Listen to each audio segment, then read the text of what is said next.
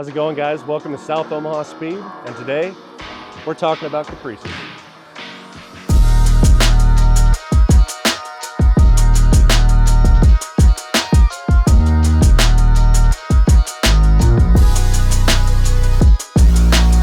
Hi, I'm Eric, and this is Nick, and this is the Caprice we've been working on. So this car just kind of started off as an old beat-up Omaha Police Cruiser. Massive amounts of hail damage, unloved, nothing fit right.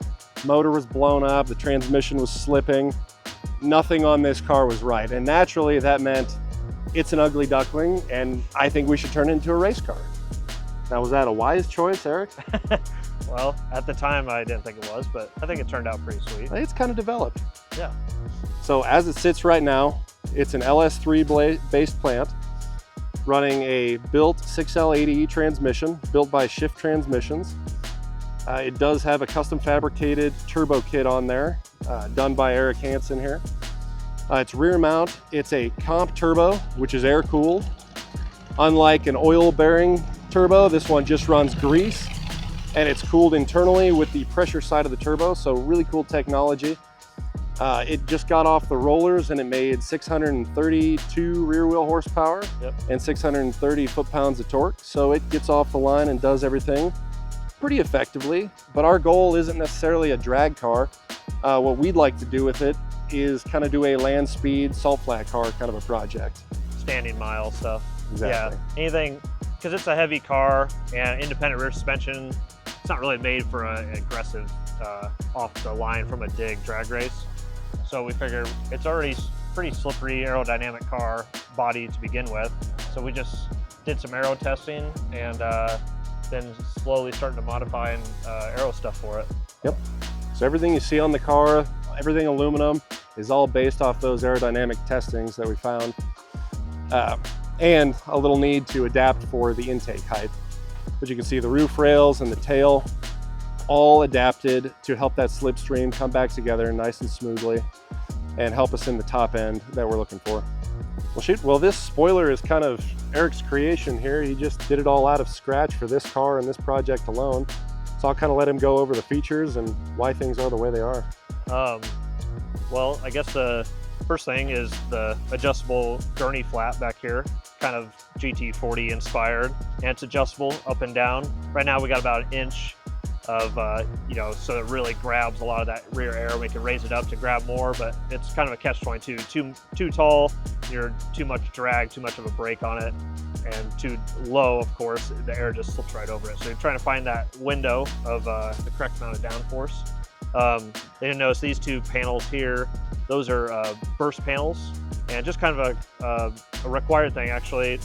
Maybe not required, but a recommended thing. Good safety feature. Yeah, SCTA and any of the land speed racing stuff. And I think even some drag car, NASCAR stuff's probably starting to do it. But basically the theory is if the car spins around backwards at that speed, now you have 200-mile-an-hour wind hitting it this way, and with the wing, it'll just pick the car up and flip it over. So now with these burst panels, they're just glued on, but with that amount of air pressure, it blows those off and allows air to exhaust around, and then hopefully, in theory, the car won't flip because of that.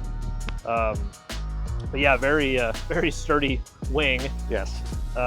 So we're pretty happy with the way that turned out, and got it braced to the whole deck lid there, and then it actually just kind of neatly fits around that factory gap, and it opens with the whole thing with the deck lid. So if you're wondering why there's turbo plumbing back there, we schemed up this idea to rear mount the turbo, and it's actually down underneath in the spare tire well, the old spare tire well, and that is now the intake to the turbo coming through, and eventually it will go up through the roof into a NACA duct. We talked a lot and went through a lot of different ideas on where that air intake should come out of. There really wasn't a good option, so that's kind of what we came up with. Yep. At the end of the day, sort of modeled after the Lightning. Yeah. Yep. But, exactly. And not the pickup Lightning. We're talking P38 Lightning. Yeah. Yep. So this is the basically factory interior of the 2014 Caprice. You can still see where the spotlights came through. Obviously, we deleted those. Not really great for land speed racing. A little bit of a drag quotient there. Yeah. But everything else is pretty much as it comes from the factory. This steering wheel came out of a Chevy SS. The only reason we went with this, factory control still works, and it gives us paddle shifter capabilities. Just a little bit of wiring on my end, and it works like a factory car. Other than that, you're looking at just Omaha Police Cruiser. Kind of funny, all these cruisers are all column shift, which is pretty unlike most of these cars this day and age. Yeah, but that's because they don't have a conventional center console. You know, normally the center console is filled with the computer and all that stuff, so that's why they moved the shifter up under the dash. Exactly. Kinda This cool feature. didn't come in the car when I got it. It was all just steel because they obviously gutted everything out of the car to be reused in their other police cruisers. So this was just a little addition. It's nothing fancy, just a quick console. It makes it a little more comfortable. And the only other real feature is radar detector for completely lawful reasons. And a nice addition from Erik there. We've got our good luck bell. Good luck, Bill. Keeps the gremlins away. Exactly. And then headliner, we are in the middle of, I guess it was this Amazon Basic sound deadening. But eventually in the back, which you guys probably can't see because it's back there, but that's where the scoop is going to be, and it's going to, like we were talking earlier, it's going to go up actually into the roof and pull air in, and then through a big 4-inch like airplane orange silicone ducting that'll go down through the package tray into an air box with a filter, and then eventually down into the turbo underneath the car.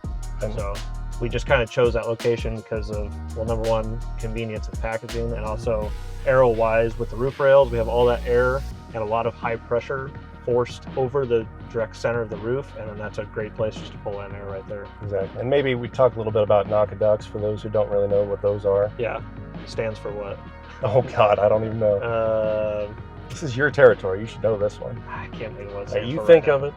But basically, they're a really nice recessed scoop. A lot of Lamborghinis and Ferraris, a lot of European models like to use them because they keep that slipstream really, really clean. Does not cause any excess drag to speak of, but still gives you that ram air benefit. Is it as effective as a true scoop? Absolutely not, but it also causes a fraction of the drag, which is why it's beneficial in a plant like this. Yeah. Sure. So this is the engine as it sits right now. We've got a nice Holley high ram intake on there, which is excellent for boost and high RPM performance. We've got some Mast Motorsports custom valve covers. The heads do have a built valve train in them. Springs, retainers, trunnion upgrades, everything you need to spin at high RPM. It does have a decent camshaft in it, so it does give you a good thump. IGN 1A race coils give you a lot of spark on there. The theory is you can ignite water with them, but we're not going to put that to the test. Motor is running on 85 right now. The only things that we really had to alter dramatically were the back plastic seal across the windshield, obviously had to come out. You'll see some hoses running through there. We did take the factory 3/8 deadhead fuel system completely out of the picture. Now we're running 10AN fuel lines all the way from the back, where we feature a triple fuel pump, all Walbro 450s, pardon me, that come up here to our nice aeromotive regulator into our Holley fuel rails. We do have injector dynamics 1050Xs in here, which give us plenty overhead on power potential. I think at wide open throttle at 7,000 RPM, we're only at 55% duty cycle, so still a lot of overhead to go. Everything else, nice tile blow-off valve, tile wastegate in the back next to the turbo, and a nice catch can from Jack Fabs. So overall, pretty solid plant. We're pleased with how it's performing. We are going to need some forged internals at some point. Yeah, so we might run over the crankshaft at some point here. Yep, there's a good possibility of that. Yeah, talk about the boost tube, and for people who don't know, how you're probably asking, how did we get the turbo pressure from the trunk all the way up front?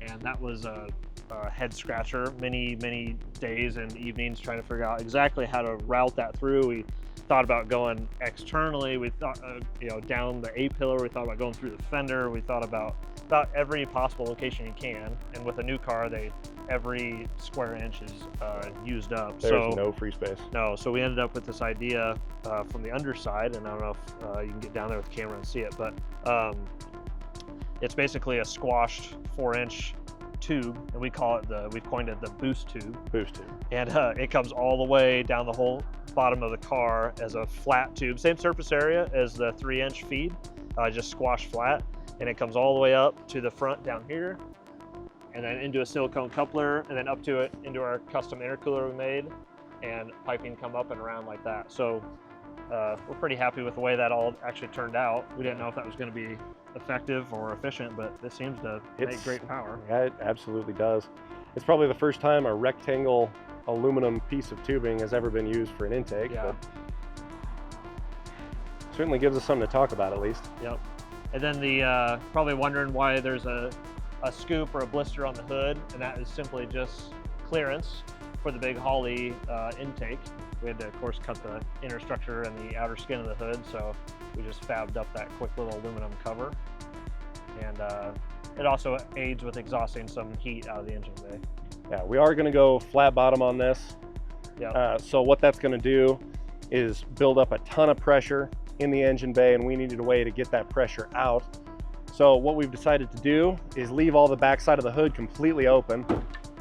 So as that pressure evacuates, it's going to come right up the windshield, right into our roof rails, and right over the back, which is going to be fantastic for the effectiveness of the spoiler and help eliminate some of those other tough areas for our aerodynamics. Yep. Yeah, so it'll be a full belly pan underneath the entire car, and then at the back it'll turn into more of a diffuser, essentially, at the back to try to straighten out some of the airfoil on the back.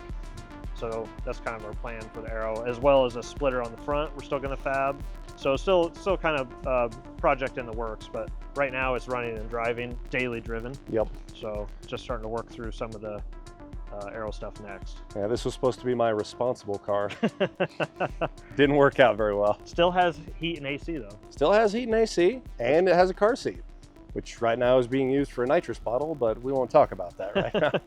Well, thanks for hanging out, guys, and looking at our 2014 Chevy Caprice PPV. Hope you have a good day. Eric, any last words? Nope, we're gonna go drive it and have some fun. Yep, stay tuned. Holy crap.